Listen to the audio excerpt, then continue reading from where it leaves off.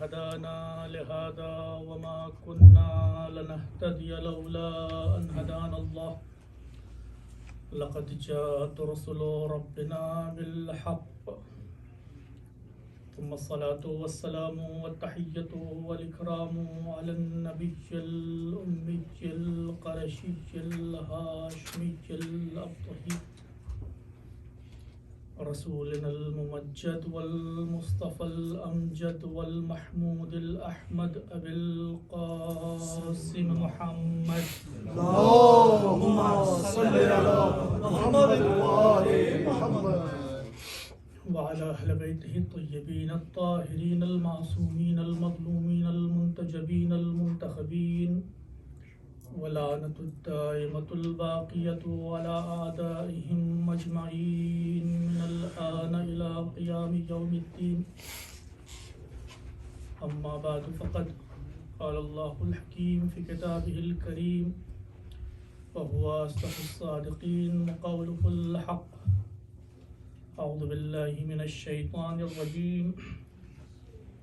بسم الله الرحمن الرحيم. إنما وليكم الله ورسوله والذين آمنوا الذين يقيمون الصلاة ويؤتون الزكاة وهم راكعون.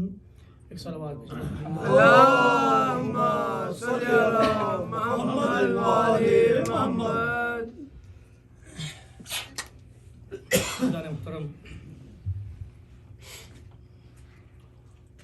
ہم اپنی مجلسوں کو اور محفلوں کو سجاتے ہیں ذکر اہل بیت سے، اور خاص طور سے ذکر مولائے متقیان حضرت علی ابن ابی طالب علیہ الصلوۃ والسلام کی اللهم صل على محمد وآل محمد. بہت خوبصورت اشعار پیش کر رہے تھے جناب ابھی، بہت بہت مبارک آپ کو. علی کی ذات ایسی ہے کہ بعض اوقات کچھ لوگ یہ اعتراض کرتے ہیں کہ اشعار میں ہم خیال رکھیں کہ کہیں غلو نہ ہو جائے، لیکن علی کی ذات ایسی ہے کہ جس میں غلو ممکن نہیں ہے. سبحان اللہ. مولا کائنات فرماتے ہیں کہ نہج البلاغہ کے پہلے خطبے میں جب پروردگار عالم کی ذات اور اس کی صفات کا تذکرہ ہو رہا ہے تو فرماتے ہیں، یہ جملہ ہے مولا کائنات کا کہ لا یبلغ مدحتہ القائلون. اگر مدحت کرنے والے پروردگار کی مدحت کرنے بیٹھے ہیں تو وہ اس کی مدحت کا حق ادا نہیں کر سکتے. تو پروردگار کی ذات ایسی ہے، یقیناً ایسی ہے. لیکن عزیزان محترم، اگر کوئی ذات مظہر صفات الہی ہو جائے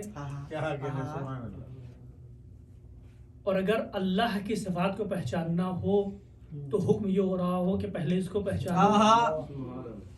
تو جب پروردگار کی ذات اور اس کے صفات کا حق ادا نہیں ہو سکتا، اسی طرح سے جو ذات مظہر صفات الہی ہو اس کے صفات کا بھی حق ادا نہیں ہو سکتا. میں اپنی گھڑی لانا بھول گیا، مجھے علم نہیں ہوگا کتنی دیر پڑھوں گا، لیکن بہرحال شاید یہ بھی رکی ہوئی ہے کیونکہ کائنات آج رک گئی ہے. فضائل علی کے لیے رکھی. صلوات میں محمد اللهم صل على محمد وآل محمد. علی کی ذات ایسی ہی ہے، ذات علی، کہ جتنی اس کی صفات بیان کی جائیں، جتنی وضاحت کی جائے، جتنی تشریح کی جائے، کتابیں کم پڑ جائیں گی، قلم خشک ہو جائیں گے، صفحات ختم ہو جائیں گے، لیکن صفات علی کا تذکرہ ممکن نہیں ہے. یہ تو پیغمبر کی حدیث ہے، میں اپنی طرف سے بیان نہیں کر رہا ہوں، سنی ہوئی ہے نا. ساتواں آسمان برق بن جائیں، تمام جن و انس لکھنے کے لیے بیٹھ جائیں، تمام اشعار قلم بن جائیں. پیغمبر کی حدیث ہے نا، مولا کائنات کے حوالے سے. یقیناً اس کا حق ادا نہیں ہو سکتا. قرآن مجید کی جس آیت کی تلاوت میں نے ابھی کی دیکھیں قرآن مجید کتاب ہدایت ہے. قرآن مجید تمام عالم بشریت کے لیے نازل ہوا. ایسا بھی نہیں کہہ سکتے کہ صرف مسلمانوں کے لیے نازل ہوا ہو.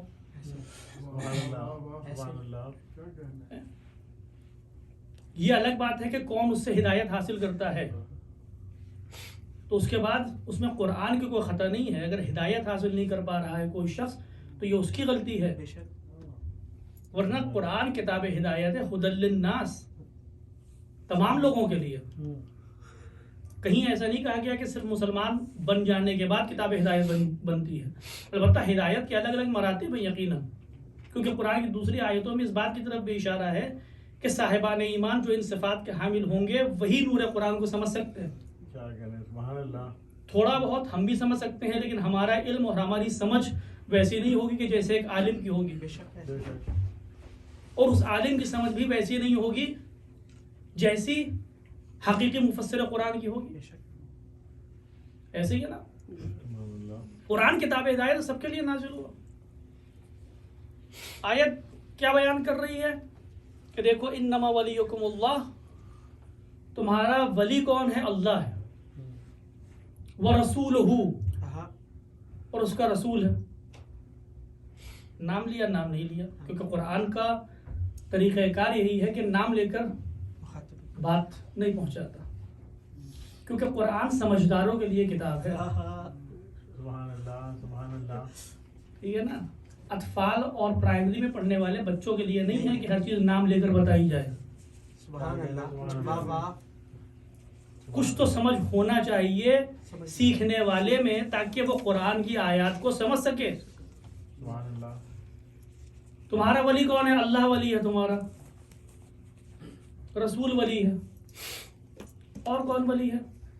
والذین، اور وہ لوگ ولی ہیں آمنو، جو ایمان لے کر آئے. صرف ایمان لے آئے. یقیمون الصلاۃ، نماز قائم کی. سبحان اللہ سبحان اللہ. اب جب اللہ ارشاد فرما رہا ہے، اور یہ سوچئے کہ جب پیغمبر اسلام نے سب کو بٹھا کر اس آیت کی تلاوت کی ہوگی مسجد النبوی میں، تو سننے والوں کے ذوق و شوق کا حال کیا ہوگا؟ کیونکہ جتنے بھی صفات قرآن بیان کر رہا ہے، سامنے والا سوچ رہا ہے یہ تو ہم میں بھی ہے. اللہ نے کیا کہا؟ اللہ تمہارا ولی ہے، رسول تمہارا ولی ہے، اور صاحبان ایمان تمہارے ولی ہیں. اب نیچے جتنے لمبی داڑھی والے بیٹھے تھے، سجدوں کے نشان پیشانی کے اوپر، ہاتھ میں تسبیح، کیا سوچنے لگے؟ تو ہم بھی ہیں. آمنو، ہم بھی ایمان لے کر آئے ہیں. یقیمون الصلاۃ، نماز قائم کرنے والے ہیں. بھائی ہم بھی نماز قائم کرنے والے، ہم نے تو کچھ نمازیں اپنی طرف سے بھی دین اسلام میں شامل کر دی. اب اس سے بڑا اقامہ نماز کیا ہوگا کہ جو نمازیں اللہ نے نہیں دین اسلام میں شامل کی وہ کوئی دوسرا اگر شامل کر جائے. وَيُؤْتُونَ الزَّكَاةَ، اور زکوٰۃ دیتے ہیں. لیکن یہاں تک آیت سننے کے بعد جب پیغمبر اسلام نے یہ فرمایا ہوگا وَهُمْ رَاكِعُونَ، زکوٰۃ دیتے ہیں اس حالت میں جبکہ وہ حالت رکوع میں ہوں. تو اب تک جتنے چہرے پیغمبر کو منبر کی طرف سر اٹھا کر دیکھ رہے ہوں گے، ایک دم سے زمین کی طرف نگاہیں گئی ہوں گی اور سر افسوس میں ہلایا ہوگا. کیوں؟ کیونکہ معلوم ہے کہ نماز قائم کرنے والا کون ہے، ایمان لانے والا کون ہے، اور زکوٰۃ دینے والا کون ہے حالت رکوع میں. یہ سب کو معلوم ہے بیٹھے ہوئے لوگ. وَيُؤْتُونَ الزَّكَاةَ وَهُمْ رَاكِعُونَ، کہ زکوٰۃ دیتے ہیں جب وہ حالت رکوع میں ہوں. پروردگار عالم تجھے معلوم ہے، تو عالم حقیقی ہے نا، عالم مطلق ہے. یہ زبردستی کی امید کیوں بڑھائی؟ یہ زبردستی والی امید کیوں ہے کہ تو اس طرح سے بیان کر رہا ہے صاحبان ایمان ہوں، زکوٰۃ دینے والے ہوں، نماز پڑھنے والے ہوں، اور اس کے بعد آگے کہہ رہا وہم راکعون، تجھے بھی علم ہے اور مسلمانوں کو بھی معلوم ہے کہ وہ کون ہے اکیلا.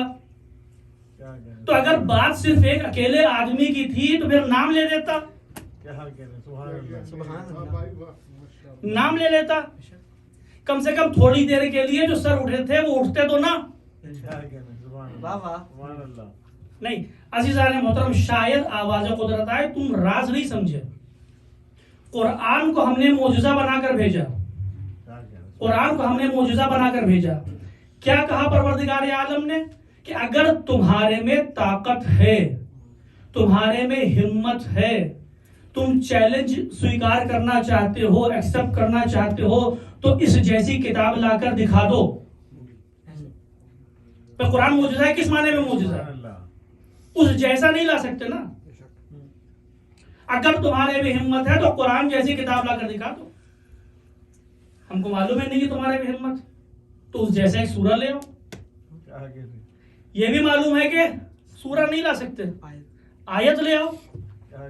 تو پھر قرآن کا اعجاز کیا ہے کہ اس جیسا نہیں آ سکتا.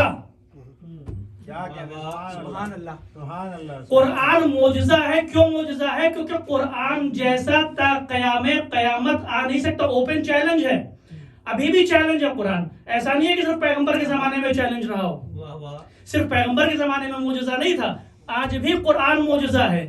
آج بھی قرآن آواز دے رہا ہے. اگر ہمت ہے تو قرآن جیسا لے آؤ، ہمت ہے تو ایک سورہ جیسا لے آؤ، ہمت ہے تو ایک آیت لے کر آ جاؤ. یہ ہے اعجاز قرآنی. قرآن کا اوپن چیلنج ہے تا قیام قیامت.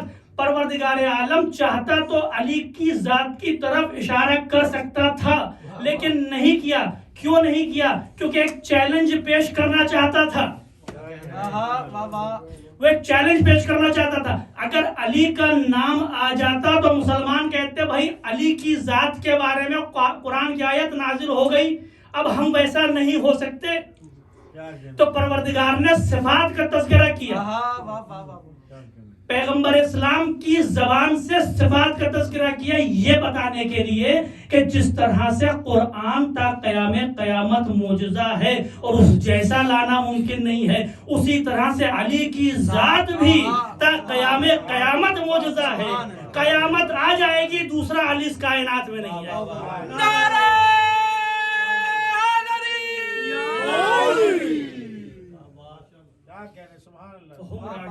چاہتا تو کہتا کہ علی اللہ، اس کا رسول، اور علی تمہارے ولی. نہیں کہا. کیوں؟ کیونکہ چیلنج علی جیسا لا کر دکھاؤ. بہت سے لوگوں نے زکات دی، تاریخ کہتی ہے. بہت سے لوگ آئے، پہلے سے پیسہ دیا فقیر کو کہ بھائی اس ٹائم پر آنا مسجد میں، اور اس ٹائم پر سوال کرنا جب ہم رکوع میں ہوں. کیا دوسری آیت نازل ہوئی؟ دوسری آیت تو نازل نہیں ہوئی، لیکن ان کی نماز کا پتہ نہیں. وہ شاعر نے کیا خوب کہا ہے کہ حیدر کی ہمسری میں جو فیاض بن گئے ان کی نماز بھی گئی انگشتری کے ساتھ. تو انگوٹھی تو گئی، ساتھ میں نماز بھی. قضا کرنا واجب ہے اس کی، یہ آتا واجب ہے تا قیامت. تو کوششیں کی گئی لیکن نہیں ہوا. اچھا، مولا کائنات کی ذات ایسی ہے. میں جو میرا موضوع ہے کہ انشاءاللہ ان 3 مجالس میں جو آپ خدمت میں ہیں وہ مظلومیت مولا کائنات ہے. مظلومیت مولا کائنات کے حوالے سے میں انشاءاللہ کچھ باتیں آپ کی خدمت میں عرض کروں گا. ظاہر سی بات ہے کتنے فضائل مولا کائنات، کتنے فضائل. یہ پیغمبر کا کہنا ہے نا کہ کوئی بھی فضائل علی کو شمار نہیں کر سکتا. کچھ سنا سنا سا لگتا ہے جب ہم پروردگار کی ذات کے بارے میں بات کرتے ہیں، کیونکہ علی مظہر ذات الہی. لیکن اس کے باوجود اتنی مظلوم ذات. میں انشاءاللہ کوشش کروں گا کہ ایک خاکہ آپ کے سامنے پیش کروں اس حوالے سے کہ مظلومیت علی کیا ہے. مولا کائنات نے اگر یہ کہا اور پیغمبر نے کہا کہ مجھ سے زیادہ مظلوم کوئی نبی نہیں اور علی سے زیادہ مظلوم کوئی ولی نہیں، تو ضروری ہے کہ ہم مظلومیت علی کو سمجھیں. مظلومیت علی کو سمجھا. آپ کیا سمجھ رہے ہیں مثال کے طور پر خانہ کعبہ میں مولا کائنات کی ولادت ہو گئی, فضیلت ہے نا, فضیلت ہے. آپ نے کیا سوچا کہ اس فضیلت کو دبانے کی کوشش نہیں کی گئی؟ تاریخ میں ملتا ہے کہ صرف علی اکیلے نہیں تھے جو خانہ کعبہ میں پیدا ہوئے تھے, ایک دوسرا شخص بھی حکیم ابن خویلد تھا کہ جو خانہ کعبہ میں پیدا ہوا.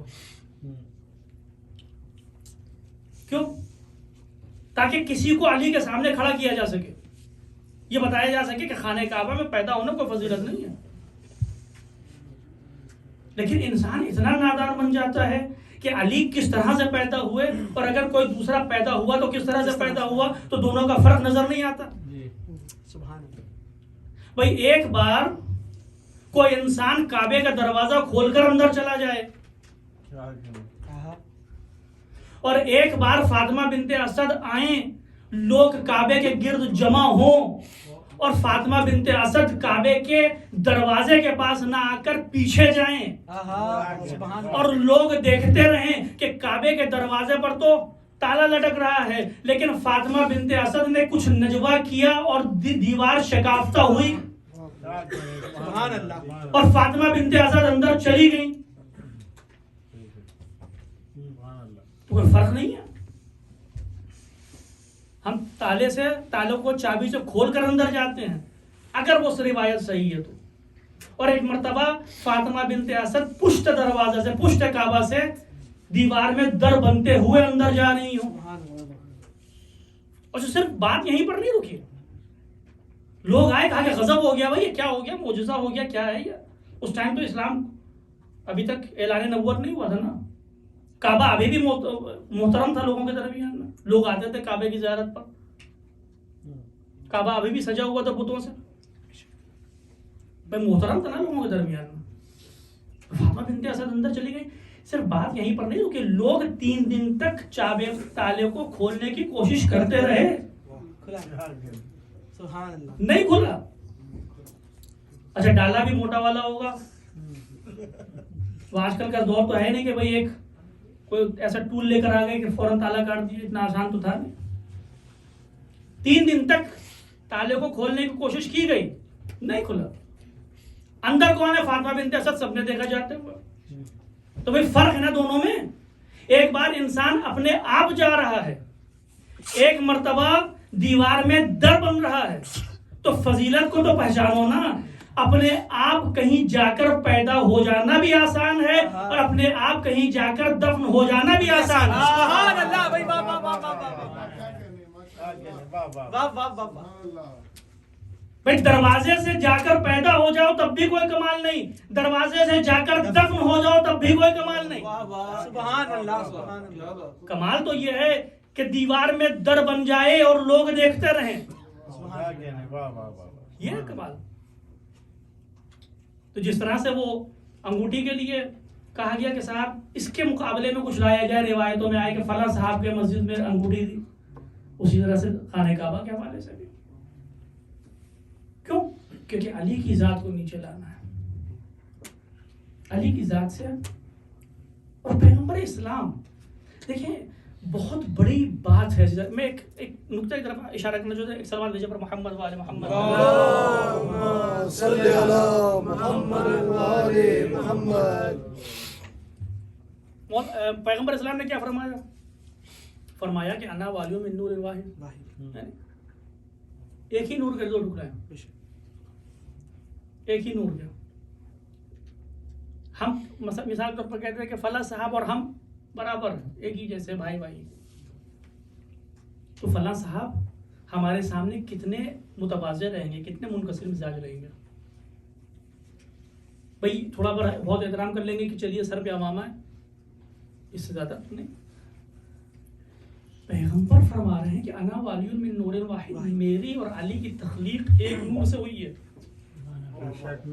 لیکن اس کے باوجود علی پیغمبر کے سامنے کس طرح سے ہیں اور کس طرح سے زندگی گزاری, ایک بہت بڑا سبق ہے ہمارے لیے. بے شک انا عبد محمد فرماتے ہیں کہ میں پیغمبر کا غلام ہوں, خاکی نہیں ہے علی, نوری ہیں. بے شک. اور ویسے بھی نوری نہیں ہے کہ جیسے ملائکہ ہوں, اسی نور سے خلقت ہوئی ہے جس نور سے پیغمبر کی خلقت ہوئی. اس کے باوجود اتنے متواضع، اتنے منکسر المزاج کہ پیغمبر کے سامنے سبحان اللہ سبحان اللہ. کوئی حدیث امام علی علیہ السلام سے پیغمبر اسلام کے حیات میں کوئی نقل نہیں ہوئی ہے. البتہ اس کے بعد بھی یہ بہت بڑا المیہ ہے. میں اس سے پہلے بھی ہر جگہ میں اس جانب اشارہ کرتا ہوں. یہ جو 90 سال سے زیادہ کا دور رہا منع حدیث کا، لیکن اس کے باوجود مولا کائنات سے بہت سی روایتیں ہماری کتابوں میں موجود ہیں، صحاح ستہ میں بھی موجود ہیں. تقریباً 500 سے زیادہ روایتیں موجود ہیں صحاح ستہ میں مولا کائنات سے، لیکن کوئی بھی روایت پیغمبر اسلام کے زمانے حیات مبارکہ سے نہیں ہے. سب چیزیں اتنے متواضع ہیں پیغمبر کی ذات کے مقابلے میں، اتنے متواضع. ایک واقعہ یاد آ رہا ہے مجھے، آپ خدمت میں عرض کر چلوں. جنگ خیبر سے واپسی کے وقت، جنگ خیبر کس نے فتح کی؟ علی نے فتح کی. مجھے جنگ خیبر نہیں پڑھنا. جنگ خیبر ختم ہو گئی، مسلمان جیت گئے، واپس آ رہے ہیں. تو بہار الانوار میں یہ واقعہ نقل ہوا ہے کہ ایک جگہ پر جب یہ لشکر اسلام پہنچا تو ایک بوڑھی خاتون تھی ضعیفہ، اس نے پیغمبر اسلام کو گھر پر دعوت پر بلایا. وہ ضعیفہ، وہ جو خاتون تھی، وہ تھی یہودی اور پیغمبر اسلام کی دشمن. کیوں؟ کیونکہ جنگ خیبر سے آ رہے ہیں، یہودیوں سے جنگ تھی. اس میں اس کے بھائی، اس کے بیٹی، اس کا شوہر، اس کے باپ، سب کس کے ہاتھوں شہید فنار ہوئے؟ کس کے حکم پر؟ پیغمبر اسلام کے حکم پر. تو یہ جو دل میں کینہ تھا، جو دل میں دشمنی تھی، اس کی وجہ سے اس نے کہا کہ مجھے اس کا بدلہ لینا ہے. پیغمبر اسلام کو دعوت دی اور جو گوشت پیش کیا اس میں اس نے زہر ڈال دیا. آیا دسترخوان پر سرو کیا گیا. پیغمبر اسلام ہے، مولا کائنات ہے، بعض اصحاب پیغمبر ہیں ساتھ میں موجود ہیں. جب دسترخوان بچ گیا تو پیغمبر اسلام کے صحابہ میں سے ایک صحابی تھے جن کا نام تھا برہ ابن معرور. تو جب دسترخوان بچ گیا تو آج بھی آداب دسترخوان میں یہ ہے کہ جب دسترخوان بچ جاتا ہے تو پھر ہر انسان پہلا لقمہ نہیں اٹھاتا، بلکہ اگر کوئی معزز شخصیت بیٹھی ہے تو انتظار کیا جاتا ہے کہ بھائی وہ شروع کریں اور اس کے بعد ہم لوگ لیں. عام طور سے ایسا ہی ہوتا ہے کہ بھائی بسم اللہ آپ شروع کیجئے. جو بھی محترم ہے، جو معزز ہیں، جو بزرگ شخصیت موجود ہے، وہ شروع کرتا ہے، اس کے بعد پھر باقی لوگ لیتے ہیں. اصحاب بیٹھے ہوئے ہیں. برہ ابن معرور جیسے ہی گوشت رکھا جاتا ہے، برہ ابن معرور اٹھا کر کھانا شروع کر دیتا ہے. مولا کائنات فرماتے ہیں برہ تم نے پیغمبر سے پہلے شروع کر دیا. اس بات کی اجازت تو دو کہ پیغمبر اسلام شروع کریں، اس کے بعد ہم لوگ شروع کریں. عجیب بات ہے. دیکھیے حافظین قرآن تو بہت ہیں، حافظین قرآن بہت ہیں. قرآن نازل ہو چکا ہے، قرآن کی آیت آ چکی ہے کہ اے صاحبان ایمان لا تقدموا انفسکم بین یدی اللہ ورسولہ. اے صاحبان ایمان، اللہ اور اس کے رسول کے سامنے سبقت نہ لو. اگر رسول موجود ہے تو پہلے انتظار کرو کہ رسول اس کام کو شروع کرے، تب تم شروع کرو. حافظان قرآن موجود ہیں لیکن عمل نہیں ہے. وہاں پر کون یاد دلا رہا ہے؟ وہ یاد دلا رہا ہے کہ جو حافظ قرآن نہیں ہے، جو محافظ قرآن ہے. سبحان اللہ. محافظ قرآن ہے.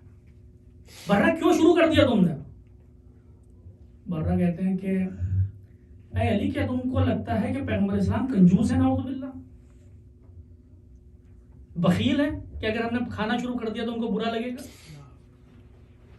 تو مولا کائنات فرماتے ہیں کہ نہیں، ایسا بالکل نہیں ہے، بلکہ یہ تو آداب میں سے ہے کہ ہم پیغمبر اسلام کی اجازت کا انتظار کریں. پیغمبر اسلام نے کچھ نہیں کہا، برہ نے وہ گوشت کا ٹکڑا کھا لیا. روایتیں کہتی ہیں کہ پیغمبر اسلام کے پاس فرشتہ وہی آیا, کہا کہ پیغمبر اس گوشت کو ہاتھ نہ لگائیں کیونکہ یہ مسموم ہے. پیغمبر اسلام رک گئے, اس خاتون کو بلایا, کہا کہ تو نے ہم لوگوں کو مسموم گوشت دیا ہے کھانے کو؟ کہا کہ ہاں, کیونکہ میرے جتنے رشتہ دار تھے سب قتل کر دیے گئے جنگ خیبر میں, تو میں نے اس گوشت میں زہر ملایا اور یہ کہہ کر ملایا کہ اگر یہ کوئی بادشاہ ہے تو کھا کر ہلاک ہو جائے گا, اور اگر واقعی نبی ہے تو اس پر اثر نہیں ہوگا. پیغمبر اسلام نے ایک دائرہ بنایا اور اس کے بعد دعا پڑھی اور اس کے بعد اصحاب سے کہا کہ سب لوگ شروع کرو. پیغمبر اسلام نے بسم اللہ کہہ کر کھانا شروع کیا, اصحاب نے کھایا, سب سیر ہو گئے, کوئی اثر نہیں ہوا. لیکن برہ ابن معرور جو کہ پہلے کھا چکے تھے تو گوشت کا اثر اور زہر کا اثر ظاہر ہونا شروع ہوا اور وہ فوت ہو گئے. پیغمبر اسلام نے اس بوڑھی کو قید میں رکھا اگلے دن تک, اور اس کے بعد اس کو بلایا اور کہا کہ دیکھا تو نے, تیرے سامنے ہم نے اسی گوشت کو کھایا, لیکن ہمیں کچھ نہیں ہوا. تو وہ بوڑھے مسلمان ہو گئے, بات ختم ہو گئی. لیکن برہ ابن معرور فوت ہو گئے. کیوں؟ کیونکہ انہوں نے پیغمبر اسلام سے پہلے شروعات کی. اب مسلمان آئے, برہ ابن معرور کا جنازہ لایا گیا, پیغمبر سے کہا کہ یا رسول اللہ نماز میت پڑھائیے. پیغمبر نے کہا نہیں, پہلے علی کو تو بلا لو, علی کو تو بلا لو. کہا کہ یا رسول اللہ علی تو کہیں دور گئے ہوئے ہیں کسی کام سے, آنے میں دیر لگے گی. کہا کہ نہیں, علی کے بغیر نماز میت نہیں پڑھا سکتا.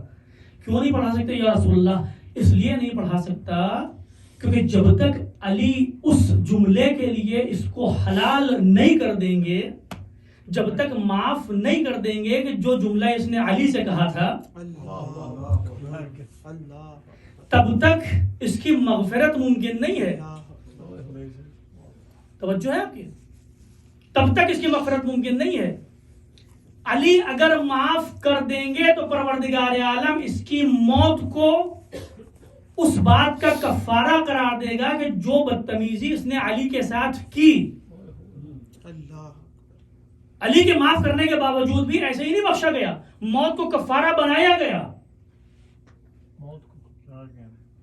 اصحاب نے کہا یا رسول اللہ برہ تو مذاق میں کہہ رہے تھے, برہ تو مذاق میں کہہ رہے تھے. فرماتے ہیں مجھے معلوم ہے مذاق میں کہہ رہے تھے, اگر سنجیدگی سے کہا ہوتا تو خدا کی قسم برہ کے سارے اعمال حق ہو جاتے.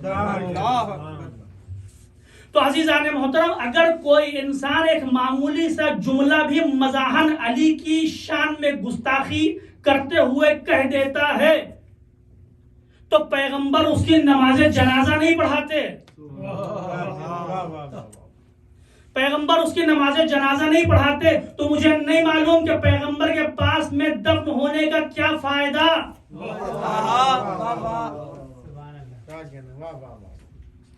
جب علی تم سے راضی نہیں ہے تو چاہے جہاں بھی دفن ہو جاؤ. پیغمبر نے تو اپنی حیات میں ہی کہہ دیا کہ اگر علی راضی نہیں ہے تو پھر نبی نماز جنازہ بھی نہیں پڑھائے گا. علی آئے, کہا کہ برہ میں نے تجھے معاف کیا, اور کیا جملے ادا کیے مولا کائنات نے کہ میں گواہی دیتا ہوں کنت قواما و صواما, میں گواہی دیتا ہوں کہ تم نمازی بھی تھے, تم روزے دار بھی تھے, اور تم اللہ کی راہ میں شہید ہوئے. یہ مولا کے جملے ہیں برہ کے بارے میں, کیونکہ مولا کو معلوم ہے کہ برہ نے مزاحن کا, اور صرف مولا کو نہیں معلوم ہے, جتنے اصحاب موجود تھے ان کو بھی معلوم تھا کہ برہ نے مزاحن یہ بات کہی تھی مولا کائنات سے کہ علی کیا پیغمبر کو تم نعوذ باللہ بخیل سمجھتے ہو. جب علی نے اس بات کی گواہی دے دی کہ اے برہ تم نمازی تھے, تب برہ کی نمازیں قبول ہوئیں. جب علی نے اس بات کی گواہی دے دی کہ اے برہ تم روزے دار تھے, تب اللہ نے اس کے روزوں کو قبول کیا.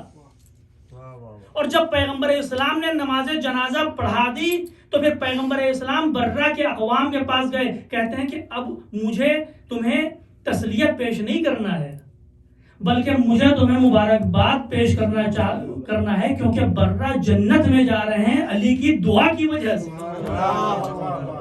نعرہ حیدری.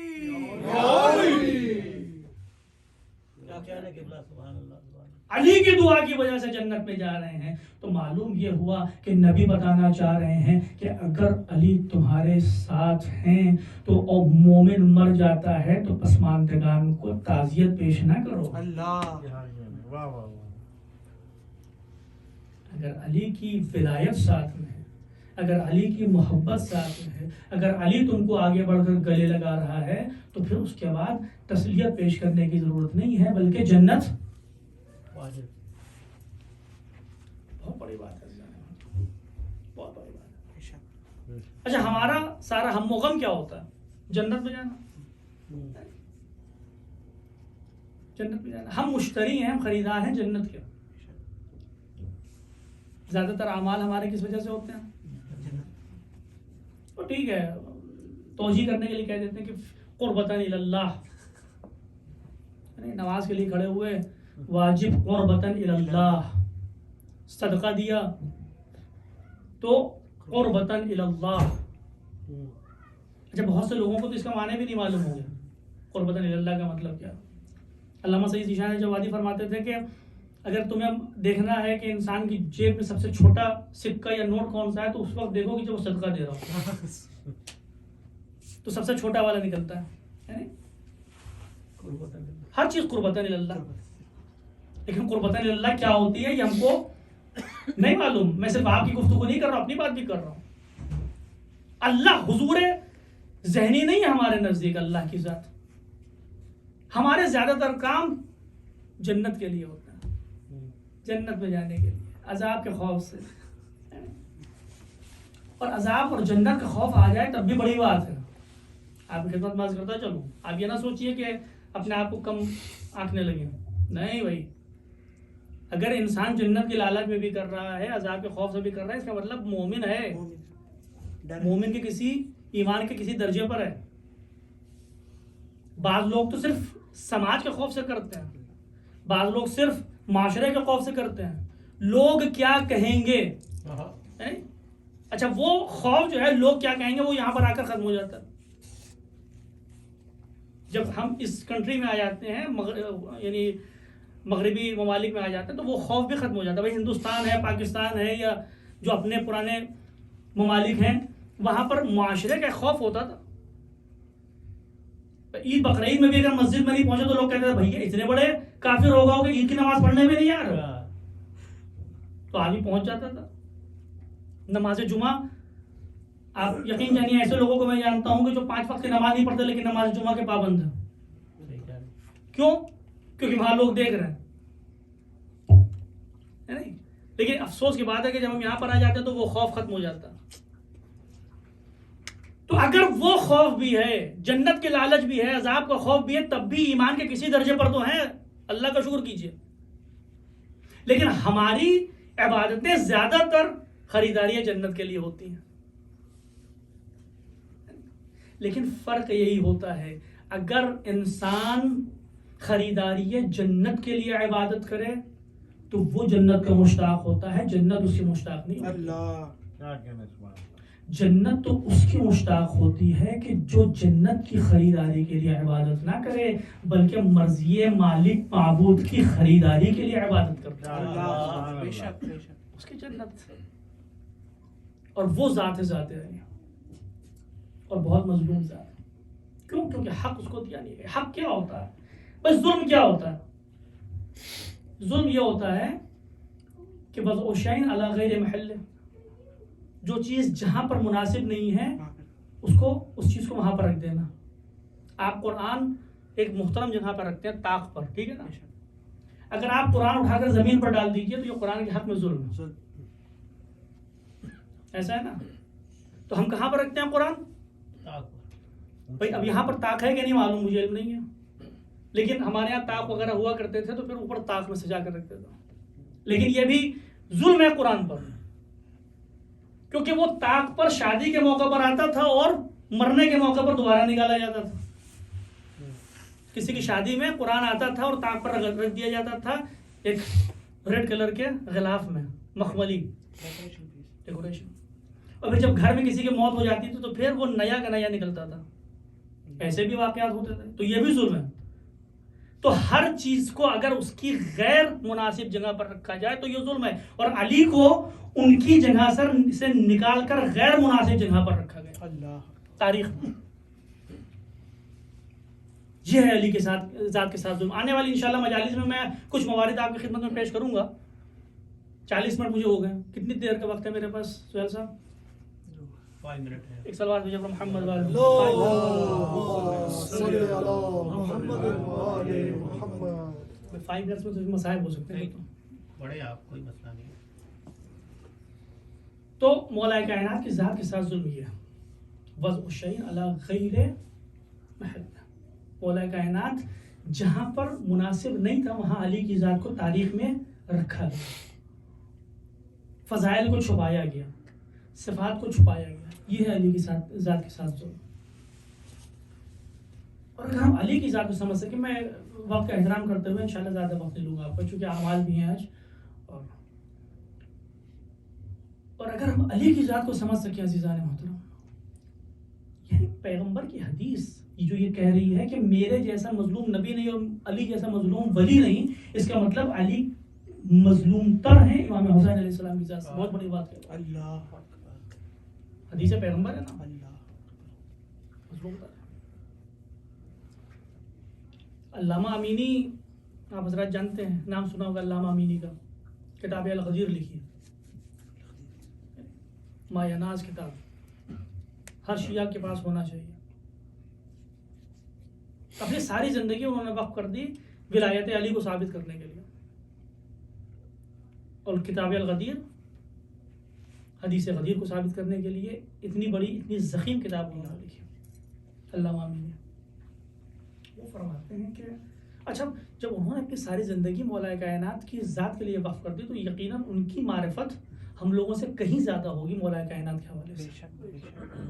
ورنہ علی کی ذات تو وہ ہے کہ نبی فرماتے ہیں کہ علی کو کسی نے پہچانا ہی نہیں سوائے میرے اور خدا کے. بے شک. تو ہماری کیا بساط اور علامہ امینی کی کیا بساط، لیکن معرفت فرق کرتی ہے. تو علامہ امینی انہوں نے ساری زندگی مولا کائنات کے حوالے سے وقف کر دیا. وہ مختلف جگہوں کے سفر کیے، ہندوستان گئے اور پتہ نہیں تاجکستان گئے، افغانستان میں قیام رہا ان کا صرف کتاب الغدیر لکھنے کے حوالے سے. وہ فرماتے ہیں اپنی آخری زندگی کے آخری ایام میں کہتے ہیں کہ اگر میری دعا قبول ہو جائے تو پھر میری خواہش یہ ہے کہ پروردگار مجھے ایک طویل عمر عطا کرے اور اس طویل عمر میں میں کسی بیابان میں جاؤں اور ایک خیمہ لگاؤں اور اپنی باقی کی ساری زندگی صرف مظلومیت علی پر گریا کروں.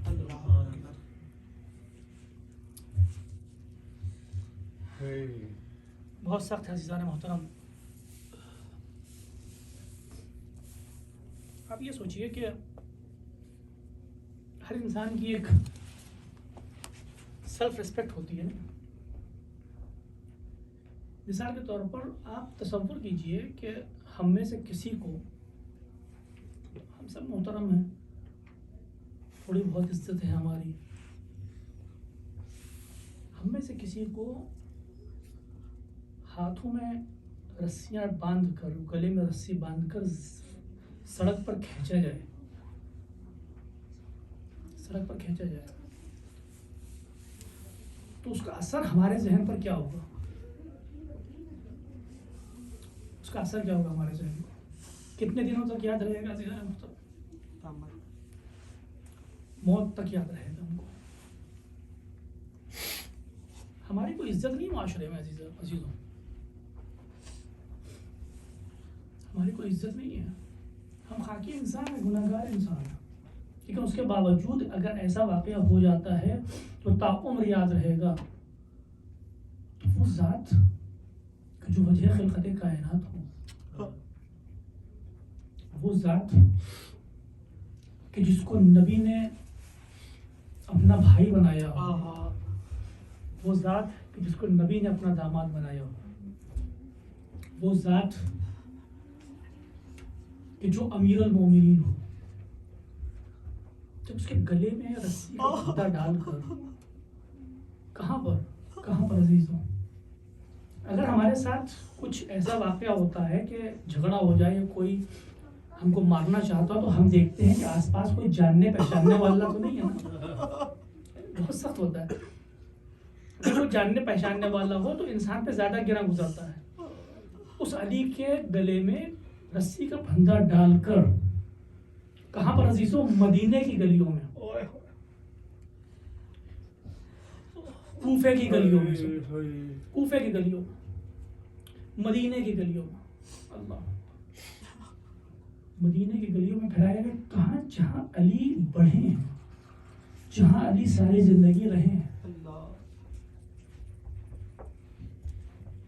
مولا کائنات امیر المؤمنین ہے. بہت سخت ہوتا. مجھے یہ سمجھ میں نہیں آتا. دیکھیے میں مسائل میں زیادہ نہیں پڑھوں گا آج. میں شہادت مولا کائنات نہیں پڑھوں گا کیونکہ آنے والی مجالس میں شہادت کا تذکرہ ہوگا. میں صرف کچھ باتوں کی طرف اشارہ کروں گا، شاید آپ مصیبت علی کو درک کر سکیں اور کچھ آنسو آپ کی آنکھوں سے گر جائیں. بس علی کی مظلومیت کیا معلوم ہے؟ گھر کے اندر تشریف لاتے ہیں، شہزادی فرماتی ہے، شہزادی سن رہی ہے، سب کچھ جانتی ہے. شہزادی فرماتی ہے، اے علی ہم نے سنا ہے کہ لوگوں نے تم کو سلام کرنا بند کر دیا. اللہ کتنا درد ہوگا مولا کی زبان میں جب کہا ہوگا کہ فاطمہ صرف بات یہ نہیں کہ سلام کرنا بند کر دیا ہے، میں سلام کرتا ہوں تو جواب سلام نہیں دیتے. میں سلام کرتا ہوں تو جواب سلام بھی نہیں دیتے. ہاں عزیزان محترم، یہ ہے علی. اس مصیبت کا تذکرہ کروں علی کی، اس مصیبت کا تذکرہ. اس دنیا سے فاطمہ رخصت ہو گئی. علی کے لیے بہت بڑی مصیبت تھی. علی خاموش ہو گئے اس کے بعد. کیوں؟ کیونکہ علی مظلوم واقع ہو. معاویہ کیا لکھتا ہے؟ میں ایک بات آپ کی خدمت میں عرض کرتا چلوں. مولا کائنات کا ایک خط ہے معاویہ کے نام نہج البلاغہ میں. ابن ابی الحدید نے اس خط کی تشریح میں معاویہ کی اس خط کا تذکرہ وہ کیا ہے کہ جس کے جواب میں مولا نے لکھا تھا. اس خط میں معاویہ یہ لکھتا ہے کہ اے علی، مولا کا مذاق اڑانے کے لیے کہ اے علی کیا وہ وقت بھول گئے کہ جب مدینے کی گلیوں میں تمہیں اس طرح سے کھینچا جا رہا تھا جس طرح سے ایک اونٹ کو کھینچا جاتا ہے کہ جس کے ناک میں نکیل ڈلی ہو.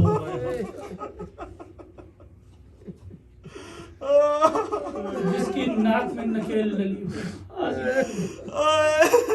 آج کی شب ضربت ہے. آج کی شب ضربت ہے. جملے میں مسائل کی آپ خدمت میں عرض کروں گا اور آپ کی زحمت تمام ہے.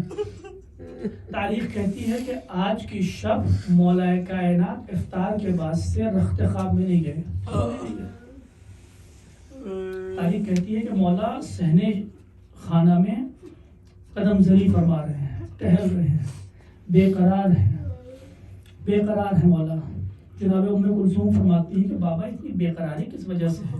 کیا کوئی فوج آنے والی ہے؟ کیا کوئی جنگ چھڑنے والی ہے؟ تو مولا کیا فرماتے ہیں کہ اے بیٹی کوئی فوج نہیں آنے والی ہے، آج اس کی بارگاہ میں جانا ہے. اور علی کو نہیں معلوم کہ کس طرح سے اس کی بارگاہ میں اس ذات کا سامنا کرے گا. عزیزو امیر المومنین کی سیرت یہ ہے، وہ انسان کے جس کی وجہ سے اس کائنات کو خلق کیا گیا، اس نے یہ درس ہم کو دیا کہ دیکھو پروردگار عالم کی ذات وہ ہے کہ جس کے سامنے ہمیشہ انسان کو حاضر رہنا چاہیے. ہاں عزیزوں، صبح کا وقت جب آتا ہے بس عزیزوں 2-3 جملے ہیں، بس آپ کی زحمت تمام ہے. تاریخ کہتی ہے کہ مرغابیاں پلی ہوئی تھی مولا کے گھر میں. جب علی مسجد کوفہ کی طرف جانے لگے تو مرغابیاں آگے بڑھتی ہیں اور ابا کو اپنی چونچ میں دبا لیتی ہیں. علی کو نہیں جانے دینا چاہتی. ہاں عزیزان محترم، علی رکتے ہیں، فرماتے ہیں کہ اے بیٹو، اے بیٹیوں، میں تو جا رہا ہوں، یہ بے زبان جانور ہیں، ایسا نہ ہو کہ یہ بغیر کھانے اور پینے کے رہ جائیں. علی کو فکر ہے بے زبان جانوروں کی. بے زبان جانوروں کی اگر کسی گھر میں موت ہو جاتی ہے تو انسان کے حواس باختہ ہو جاتے ہیں، انسان سوچنا بند کر دیتا ہے، اس کو نہیں معلوم ہوتا کہ کیا ہو رہا ہے گھر میں. لیکن علی کی سیرت یہ ہے کہ گھر میں پلے ہوئے جانوروں کے بارے میں بھی سوچ رہے ہیں. مولا ارے آپ تو وصیت فرما دے رہے ہیں کہ گھر میں پلے ہوئے جانور پیاسے نہ رہ جائے، بھوکے نہ رہ جائے. لیکن عزیزوں، جن بیٹوں سے یہی سفارش کر رہے ہیں یہی بیٹے تو کربلا میں ہوں گے، یہی بیٹے تو کربلا میں ہوں گے. ارے یہی بیٹا حسین ہوگا کہ جو اپنا ششماہے کو لے کر جائے گا. اے فوج اشقیا، ارے میرا خطا ہوگی لیکن ششماہے کی کیا خطا ہے؟ ارے ایک جرعہ آپ تو دے دو، ایک جرعہ آپ تو دے دو. عزیزان محترم، علی مسجد کوفہ میں پہنچتے ہیں. بس میں بہت مختصر کر رہا ہوں. علی مسجد کوفہ میں پہنچتے ہیں. علی جیسے ہی پہنچتے ہیں تاریخ لکھتی ہے ابن ملجم سویا ہوا تھا. علی جاتے ہیں جگاتے ہیں، اے لعین، اے ابن ملجم، اٹھ جا، نماز کا وقت ہونے کو آیا ہے، اٹھ جا نماز ادا کر لے. بس اتنا سننا تھا. ابن ملجم کھڑا ہوتا ہے، مولا کا منتظر ہوتا ہے، کھڑا ہوتا ہے. علی سجادہ نماز پر جاتے ہیں. اللہ اکبر، اللہ اکبر، نماز شروع کرتے ہیں. لیکن ابن ملجم کی اتنی ہمت نہیں ہے کہ علی کو ہاتھ لگا دے. علی کو جانتا ہے، علی کی شجاعت کو بھی جانتا ہے، علی کے صبر کے جوہر کو بھی جانتا ہے. ہاں عزیزوں، اتنا جانتا ہے کہ علی اگر نماز میں ہوں گے تو پلٹ کر وار نہ کریں گے، اسی لیے نماز کے وقت کا انتظار کیا. بس تاریخ کہتی ہے جیسے ہی میرے مولا نے سر سجدہ خالد میں رکھا، ارے ابن ملجم نے ایک ایسی ضربت لگائی، ارے علی کا سر دو شگافتہ ہو گیا. اور ایک مرتبہ آسمان سے ندائی، ان حلمت واللہ ارکان الہدا، ارے ارکان ہدایت ڈھہ گئے. علی مسجد کوفہ میں اپنے خون میں غلطہ ایک مرتبہ حسن کو آگے کیا، بیٹا نماز ادا کرو. ارے حسن نے نماز تو ادا کر دی، لیکن جب بابا کو لے کر واپس بیت الشرف کی طرف جانے لگے تو ایک مرتبہ علی نے سر کو اٹھایا، بیٹا حسن، ارے بیٹا حسن، ارے گھر کی طرف جا رہے ہو، اصحاب بھی ساتھ میں ہے، سب گریہ کر رہے ہیں، مجھے معلوم ہے سب گریہ کر رہے ہیں، لیکن گھر میں جا رہے ہو نا. ارے میری بیٹی زینب ہے وہاں پر، ارے مجھے اس حالت میں دیکھے گی، ارے گریہ کرے گی. میں نہیں چاہتا میری بیٹی کی آواز میرے اصحاب کے کانوں میں پہنچے. اللہ اکبر، اصحاب کو رخصت کر دیا. میرے مولا، ارے یہی کوفے میں آپ نے اصحاب کو واپس کر دیا، کسی کے کان میں زینب کی آواز نہ جائے. لیکن سن 61 ہجری میں یہی کوفہ ہے، یہی زینب ہے. ارے سر پر چادر نہیں ہے، لوگ پتھر مار رہے ہیں، گرم پانی پھینکا جا رہا. الا لعنت اللہ علی القوم الظالمین، سیعلم الذین ظلموا ای منقلب ینقلبون. ماتم حسین.